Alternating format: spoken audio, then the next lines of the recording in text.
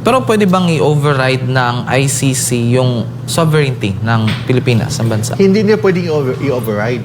In fact, sabi ng under the principle of complementarity, the ICC can only intervene if we have no working courts, we have no working Department of Justice. In fact, if basahin niyo po ang Rome Statute, kung arestuhin ka, for example, enforcement ng decision, ng enforcement of the warrant of arrest, pag arestuhin ng isang tao, hindi automatic dalhin papunta sa ibang bansa. Kailangan muna i-check.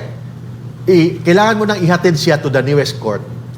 Like for example, to former President Digong Duterte, pag aresto ni President Duterte, hindi siya dapat dalhin sa airport, dalhin sa aeroplano, papunta sa Hague, Netherlands.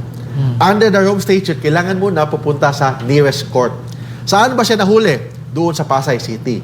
Kailangan muna siyang ihatid doon sa RTC ng Pasay City to determine kung may basihan ba ang pag-aresto sa kanya. May basihan ba kung bakit siya dalhin doon sa ibang bansa.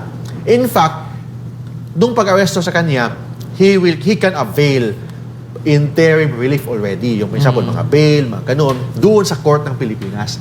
Kasi, I repeat, under the principle of complementarity, the one who has primary jurisdiction is the domestic courts. RTC natin, CA natin, Supreme Court natin. Yun ang may primary jurisdiction. Hindi ang ICC. Ang ICC can only acquire jurisdiction pag wala tayong functioning court. Wala tayong functioning Department of Justice. In this case, mayroon naman. Dapat, pag aresto ni President Duterte, hindi siya dalhin sa aeroplano, papunta sa Hague, Netherlands. Dapat ang gawin ng mga kapulisan through General Torre, ihatid siya to the nearest court.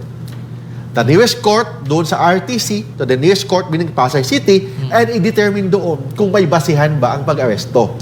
May basihan ba ang pag-aresto? Tama ba ang pag-aresto? May ano ba ang krimen, alleged krimen na ginagawa? Pwedeng i-question ng abogado ni President Duterte yon. Same time, pwede siya mag-avail ng bail. But in this case, hindi nangyari yon. This means in violation yan ng Rome Statute. Kasi sabi ko nga, the ICC has no primary jurisdiction.